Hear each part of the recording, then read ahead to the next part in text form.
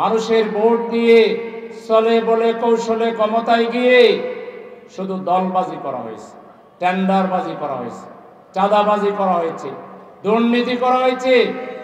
আমার দেশের ছাত্র সমাজকে গড়ে তোলার কোনো ব্যবস্থা নেওয়া হয়নি।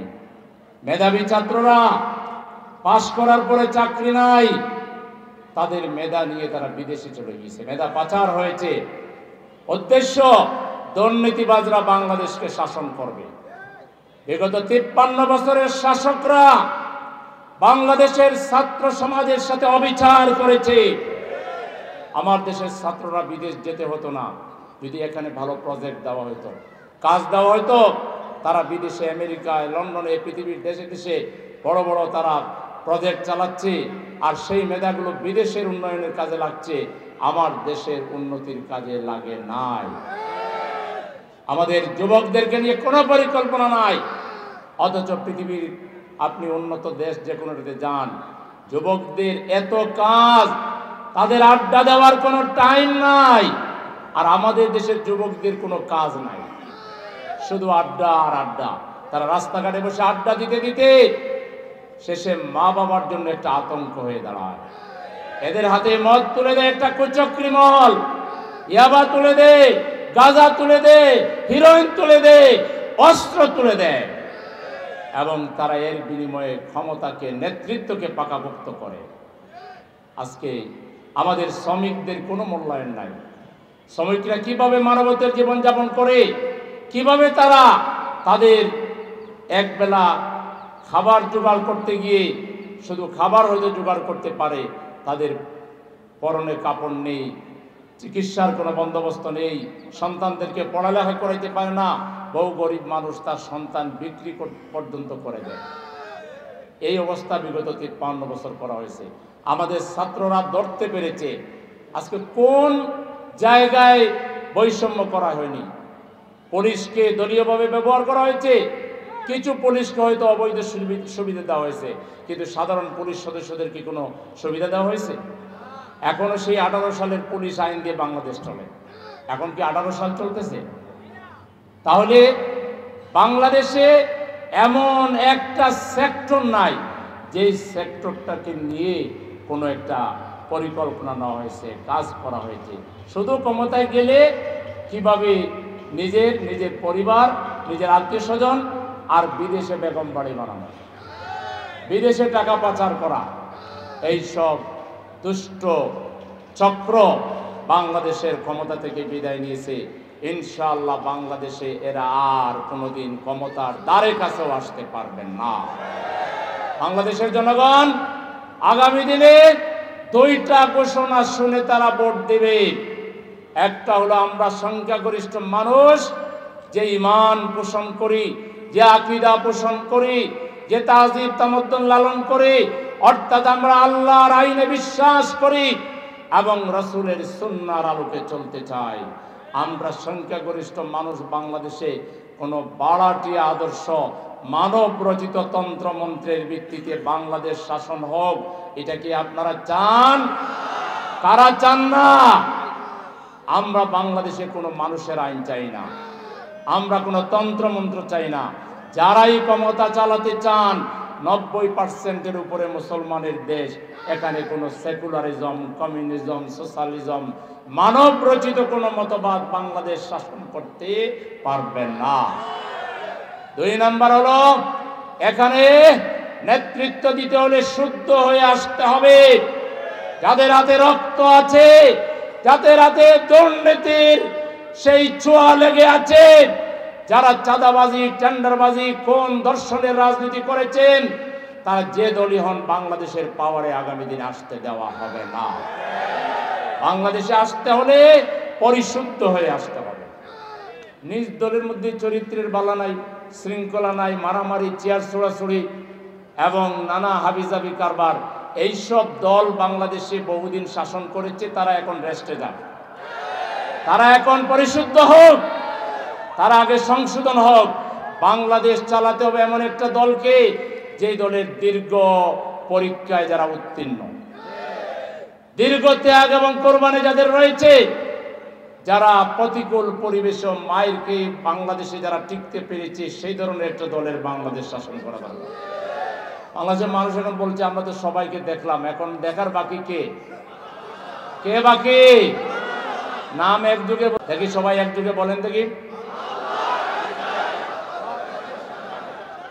আল্লাহর আইন চাই।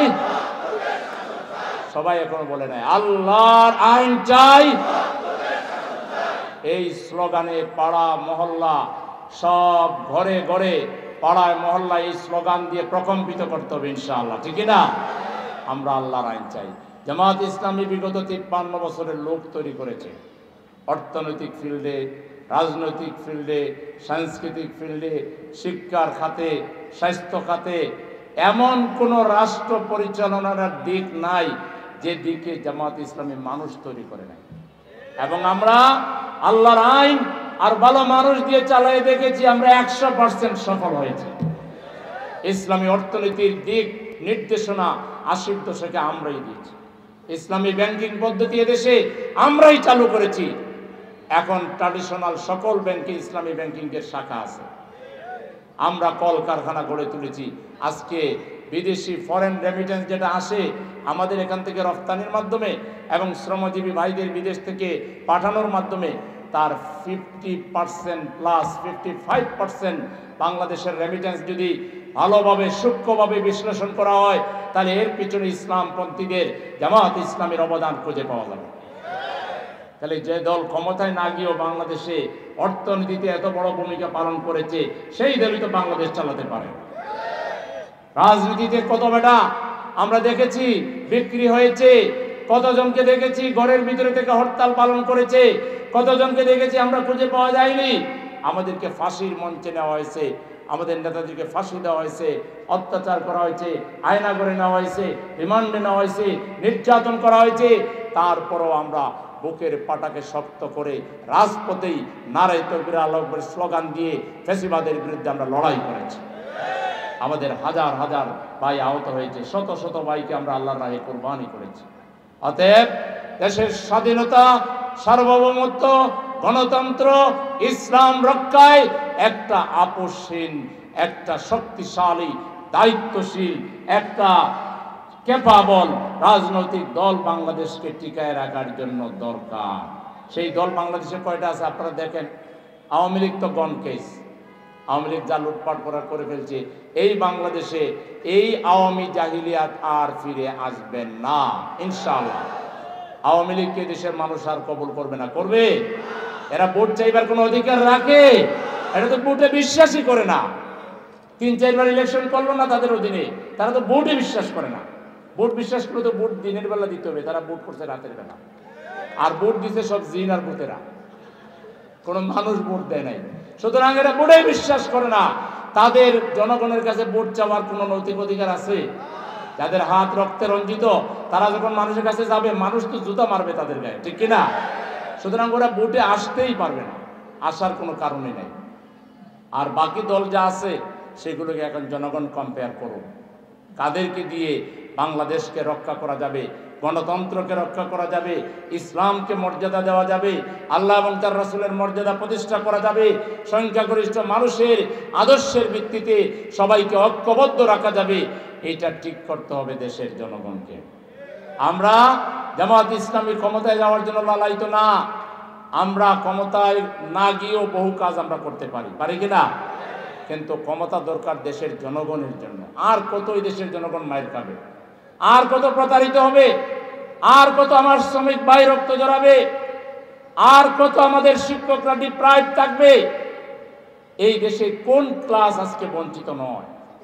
সুতরাং সকল শ্রেণী পেশার মানুষকে মর্যাদার আসনে প্রতিষ্ঠিত করার জন্য, যার যার পাওনা বুঝিয়ে দেওয়ার জন্য একটা ইনক্লুসিভ রাষ্ট্র সমাজ, সবার মেধাকে যেখানে কাজে লাগানো হবে, মূল্যায়ন করা হবে। আমরা যদি আমাদের হাতে রাষ্ট্রের চালিকা শক্তি আসে, আমরা জনগণকে ডেকে ডেকে এই এলাকার জন্য যে উন্নয়ন ফান্ড আসবে, এলাকার জনগণকে ডেকে তাদের সহযোগিতা নিয়ে, পরামর্শ নিয়ে, এখানে যদি বাস্তবায়নের কোনো মেধাবী লোক থাকে, ইয়াং হোক, যুবক হোক কিংবা বৃদ্ধ হোক, তাদের মধ্যে যদি কোনো সেই ফিল্ডে কোনো এক্সপার্টিস থাকে, আমরা সেটাকে কাজে লাগাবো। রাষ্ট্র শুধু কয়েকজন মন্ত্রী আর এমপি চালাবে না, রাষ্ট্র চালাবে দেশের জনগণ ইনশাআল্লাহ। আমরা সেই ধরনের একটা ইনক্লুসিভ, আমরা যে রাষ্ট্রের স্বপ্ন দেখি, বাংলাদেশের বহু রাজনৈতিক দল এটার নামও জীবনে শোনে নাই। আমরা জাকাত ভিত্তিক অর্থনীতি চালু করব।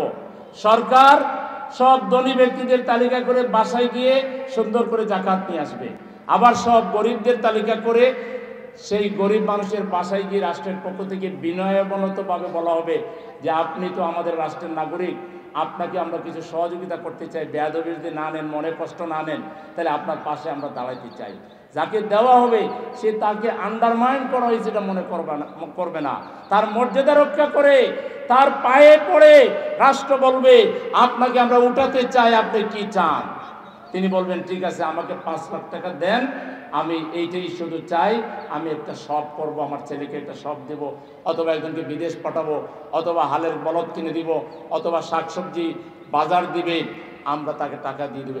একবারই নিবে, একজন মানুষ একবারই জাকাত নিবে, দ্বিতীয়বার আর জাকাত নিতে হবে না। এরকম কর্জে হাসানা স্টাইলের আমরা ব্যাংক ফাউন্ডেশন গড়ে তুলব, কল্যাণ ফান্ড গড়ে তুলব, যে ফান্ড থেকে, যেমন এই এলাকায় একটা ফান্ড থাকবে ইঞ্জিনিয়ার নুমান আহমেদ সাহেবের মতো এইসব লোকদের নেতৃত্বে, এখানে যারা কর্জে হাসানা নিতে চায়, কর্জে হাসানা হলো সুদ দেওয়া লাগবে না, আপনি 3 লাখ টাকা নিলেন, সার্টেন টাইমে এই 3 লাখ টাকাই ফেরত দিলেন, আর যদি আপনি দিতে না পারেন সময় বাড়ায় নেবেন। তাহলে ধরেন একটা করে স্মার্ট কার্ড দিয়ে দেওয়া হবে, আপনি কার্ড পাঞ্চ করে 50,000 টাকা উঠে নিলেন, 1 লাখ টাকা উঠে নিলেন, 2 লাখ টাকা উঠে নিলেন, এটা জাকাত থেকে আসবে, কর্জে হাসানা ফান্ড থেকে আসবে, এটা রাষ্ট্রকেও কোথা থেকে দেওয়া লাগবে না, আর রাষ্ট্রের ফান্ড তো আছেই।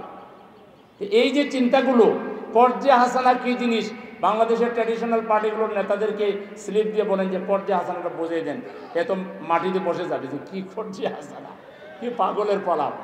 হ্যাঁ, তাকে বলেন যে আপনি জাকাত ভিত্তিক অর্থনীতি 2 লাইন পণ, তার পায়জামা গরম হয়ে যাবে। তাহলে এটা তো তাদের ধারণাই নাই। আমরা যেটা করতে পারবো এটা বাংলাদেশের অনেকের ধারণার মধ্যেই নাই। এটা ওয়ার্ল্ডের একটা সেরা রাষ্ট্র হবে, এখানে কোনো মাস্তানতন্ত্র মাফিয়াতন্ত্র চলবে না, চোখ রাঙানো চলবে না, মানুষ স্বাধীন হয়ে সোজা হয়ে দাঁড়াবে, আমার দেশ আমার বাংলাদেশ, আমি স্বাধীনভাবে চলবো। চুরি ডাকাতি ছিনতাই রাজধানী, চোর ডাকাত ছিনতাই রাজধানী যারা করে এদেরকে আমরা টাইম দিয়ে দিব 6 মাস। কয় মাস? 6 মাস মধ্যে ভালো হয়ে যাও, আমরা বলবো তোমরা কি চাও, তোমাদের চাকরি ডাকলে আমরা চাকরি দিব, বিদেশ যেতে চাইলে বিদেশ যাও, তোমরা যদি যেটা চাও, বিয়ে করতে পারো না পয়সা নাও, যা লাগে আমরা দিয়ে দিব, আপনার 95% ভালো হয়ে যাবে।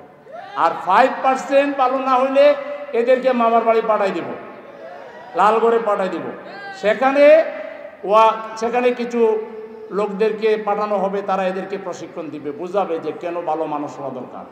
ওখানে তাদের পোলাও দেওয়া হবে, কোরমা দেওয়া হবে, বিরিয়ানি দেওয়া হবে, মা বাবাকে দেখতে যেতে দেওয়া হবে, স্ত্রী থাকলে স্ত্রীকেও যেতে দেওয়া হবে, সবাই মিলে পোলাও বিরিয়ানি খাওয়াই টাওয়াই বুঝাই টুজাইয়া ওখান থেকেও আরও 1% ভালো হয়ে যাবে। আর 1% 2% যদি থাকে, তাহলে কারাগারের যে জেলার সুপার, তারপরে ওখানে যে কারারক্ষী আছে তাদেরও তো কিছু বেতন দিতে হবে না, তাইলে 1% দরকার হলে কারাগারে থাকবে। বাংলাদেশ ভালো হইতে শুধু প্রধানমন্ত্রী অথবা প্রেসিডেন্ট জাতির উদ্দেশ্যে ভাষণ দিয়ে সব ক্লাসের মানুষকে জানাই দিবে, ধরেন ডাক্তার শফিকুর রহমান সাহেব বাংলাদেশের প্রধানমন্ত্রী হলেন, ইনশাল্লাহ বলেন, তাহলে তিনি জাতির উদ্দেশ্যে একটা ভাষণ দিয়ে বলবেন শ্রমিকদেরকে কমিশন করে দিবেন, শ্রমিকদের সমস্যা দূর করার জন্য একটা শ্রম কমিশন হবে, একটা হবে যুব সমস্যা সমাধানের জন্য যুব কমিশন, ছাত্রদের সমস্যা সমাধানের জন্য ছাত্র কমিশন। এই কমিশন 6 মাস সময় লাগবে না, 3 মাসের মধ্যে রিপোর্ট দিবে কার বেতন স্কেল কিভাবে হওয়া দরকার, কর্মক্ষেত্রে কার কি সুবিধা হওয়া দরকার, এগুলো 6 মাস 1 বছরের ভিতরে লাইন আপ হয়ে যাবে। এরপরে এই অনুযায়ী মানুষ তার সুবিধা পাবে। রাস্তায় মিছিল করার মতো কোনো টাইমও কারো থাকবে না, চিন্তাও কেউ করবে না। বাংলাদেশ হবে একটা সোনার বাংলাদেশ। এই বাংলাদেশ চান আপনারা? কে কে চান দেখি? চাইলে পাওয়া।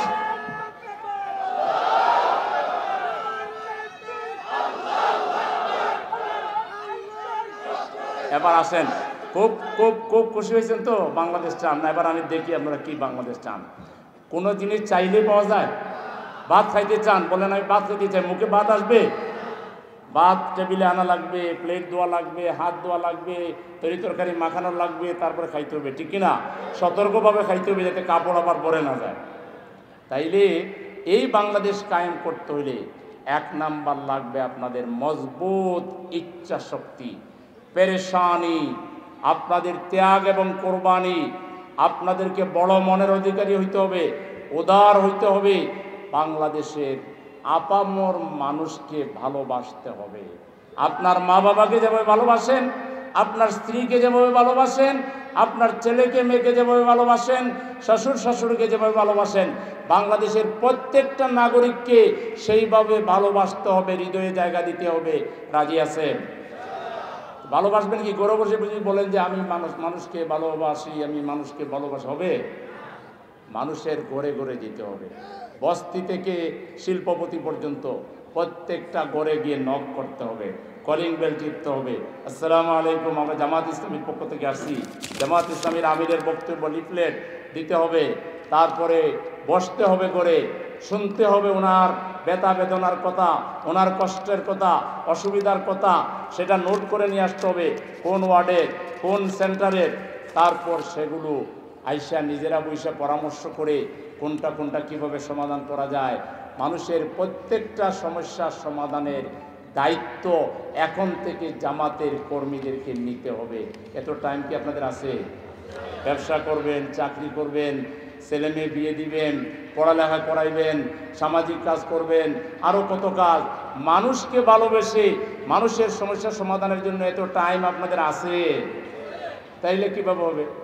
এখন থেকে প্রত্যেকটা মানুষকে সালাম দিব, বুকে জড়ায় ধরব, আর তাদের সুবিধা অসুবিধার কথা শুনব, তাদের স্বপ্নের কথা শুনব, তাদের আনন্দের কথা শুনব, আনন্দে আমরা আনন্দিত হব, তাদের ব্যথা এবং দুঃখ কষ্টের কথা শুনব, বঞ্চনার কথা শুনব, আর সেগুলো সমাধান দেওয়ার জন্য আমরা দায়িত্ব নিব। রাজি আছেন? নিজের যদি সামর্থ্য থাকে পকেট থেকে আশপাশে ড্রাইভারদেরকে, পিয়নদেরকে, বিভিন্ন মিসকিন এতিম আশেপাশে মানুষ, তাদেরকে খাওয়াবেন বেশি করে, ঠিক আছে? বেশি করে খাওয়াবেন। আর কারো যদি অর্থের অভাবে করে খাবার না থাকে, কয়েকজন মিলে সেই খাবার পরিবেশনের ব্যবস্থা করবেন। কারো মেয়ে বিয়ে দিতে না পারলে মেয়ে বিয়ে দেওয়ার দায়িত্ব নেবেন। কোনো বিধবা নারী যদি তার কেউ না থাকে, তার পুরো দায়িত্ব নেবেন। কোনো সিনিয়র সিটিজেন টাকা পয়সা আছে কিন্তু ডাক্তারে যাওয়ার তার সামর্থ্য নাই, কেউ নিয়ে যাওয়ার লোক নাই, তার চিকিৎসার ব্যবস্থা করবেন। এইভাবে এই সমাজের সকল শ্রেণী পেশার মানুষকে এখন থেকে আমরা মূল্যায়ন করব, সম্মান করব। কোনো হ্যাডম দেখাবো না, রাগ দেখাবো না, গুসা দেখাবো না, অহংকারী মনোভাব দেখাবো না, বোঝাবো না যে আমরা বোধহয় খুব পাওয়ারের কাছাকাছি চলে আসছি কিংবা পাওয়ারে চলে যাচ্ছি। পাওয়ারে চলে গেলেও আমরা জনগণের সেবক হয়ে কাজ করব। এরকম একটা দৃশ্য বাংলাদেশের জনগণকে, তেজগাঁর জনগণকে এই যারা কর্মীরা আছেন তারা দেখাতে রাজি আছেন। জাকাত কালেকশনের জন্য চেষ্টা করে জাকাতটা আরেকজনকে দিয়ে তাকে সহযোগিতা করব। আর সামনে আমাদের নির্বাচন, নির্বাচনী ফান্ডে আমরা দলীয় কর্মীরা দিব ইনশাআল্লাহ, নাকি? তারপরে আমরা আমাদের এই যে মামলা মোকদ্দমা সব পরিস্থিতি মোকাবেলার জন্য আমরা যে এককালীন সহযোগিতা নেই, সেখানে আমরা সহযোগিতা করব। আমাদের অফিস আদালত অনেক কিছু দরকার। এই ফেসিবাদী সরকারের আমলে আমরা মানুষের ঘরে ঘরে গিয়ে বিভিন্ন কাজ করেছি, এখন আমাদের নিজেদের অফিস দরকার আছে কিনা? তো এইসব কাজে অন্য দলের লোকেরা আগাই আসবে, আমাদেরকে আগাই আসতে হবে জাকাত কালেকশন করার জন্য। তারপরে আমাদের বিভিন্ন বিষয়গুলো মিট আপ করার জন্যে যে ধরনের সাহায্য সহযোগিতা করা লাগে, সেই সাহায্য সহযোগিতা করার জন্য আপনারা কি তৈরি আছেন? করবেন ইনশাআল্লাহ, নাকি? আপনারা করবেন। অন্য সহযোগী বন্ধু বান্ধব শুভাকাঙ্ক্ষী যারা, তাদের কাছ থেকেও সহযোগিতা নিয়ে আমাদের এই আন্দোলনকে অর্থনৈতিকভাবেও শক্তিশালী করতে হবে। কারণ আমাদের আন্দোলন আমরাই চালাই, এটাই একমাত্র পার্টি বাংলাদেশে যে পার্টি করে এই পার্টিকে তাকে আরো সাহায্য করতে হয়, এই পার্টি থেকে কিছু পাওয়া যায় না। আমরা কাজ করি কিসের জন্য? আখিরাতের জন্য, আল্লাহ সন্তুষ্টির জন্য। তাইলে এখন থেকে সংগঠনের নিয়ম শৃঙ্খলা আরো ভালোভাবে বুঝবার জন্য ইউনিটগুলোকে শক্তিশালী করতে হবে, ওয়ার্ডগুলোকে শক্তিশালী করতে হবে, বুথ সেন্টারগুলোকে শক্তিশালী করতে হবে, বুথের এজেন্ট আমাদেরকে তৈরি করতে হবে। বিশেষ করে দাওয়াতি ইউনিট তৈরি করে সাধারণ লোকদেরকে সংগঠনে জয়েন করানোর এবং কমিটিতে আনার ব্যবস্থা করতে হবে। প্রত্যেকে গড়ে গড়ে, প্রত্যেক গড়ে একটা পারিবারিক ইউনিট, একটা দাওয়াতি ইউনিট করবেন। আপনার পাশের মসজিদ, মাদ্রাসা, এতিমখানা, স্কুল, কলেজ, বাজার, পাড়া মহল্লা সব জায়গায় দাওয়াতি ইউনিট করবেন। দাওয়াতি ইউনিট মানে একজন মজবুত কর্মী থাকবে আর 20-30 জন 40 জন সাধারণ মানুষ থাকবে, এটার নাম হলো দাওয়াতি ইউনিট। মাসে একটা বৈঠক হবে, একজন ভালো কর্মী আর 20-30 জন 40 জন 50 জন সাধারণ মানুষ, এদেরকে নিয়ে মাসে একটা বৈঠক হবে, এটার নাম হলো দাওয়াতি ইউনিট। এটা করতে পারবেন আপনারা? দাওয়াতি ইউনিট করতে পারবেন? আমরা এই ঢাকা সিটিকে একটা আধুনিক কল্যাণ সিটি হিসাবে, যেখানে যানজটের ঝামেলা থাকবে না, যেখানে পিছিয়ে পড়া মানুষ থাকবে না, মসজিদ ভিত্তিক আমরা এমন কিছু কার্যক্রম হাতে নিব যে একটা মসজিদ এলাকার মধ্যে যত গরিব মানুষ আছে ওখানকার মসজিদের যারা নামাজি তারা মিলেই এদের ব্যবস্থা করবে। আমরা এমন একটা শক্তিশালী সামাজিক বন্ধন ইনশাআল্লাহ তৈরি করব। এই ঢাকা সিটিতে আজকে আমরা যেসব ময়লা, দুর্গন্ধ এবং এখানে আজকে এই ঢাকার মার্কেটগুলো আজকে সিন্ডিকেটের দখলে চলে গেছে, আমরা বিকল্প বাজার তৈরি করে এই সিন্ডিকেটকে ব্যাঙ্গে চুরমার করে দেব ইনশাআল্লাহ। সেজন্য আমাদের অনেক পরিকল্পনা আছে, এই পরিকল্পনা বাস্তবায়নে জনগণকে সাথে নিয়ে আপনারা আমাদের পাশে দাঁড়াবেন সেই আশাবাদ ব্যক্ত করে আজকের এই ঐতিহাসিক কর্মী সম্মেলনের সফলতা কামনা করে আয়োজক এবং শ্রোতা সবাইকে আমার পক্ষ থেকে শুভেচ্ছা জ্ঞাপন করে আমি আমার কথা এখানে শেষ করছি। আল্লাহ হাফেজ। বাংলাদেশ জিন্দাবাদ। বাংলাদেশ জামায়াতে ইসলামী জিন্দাবাদ।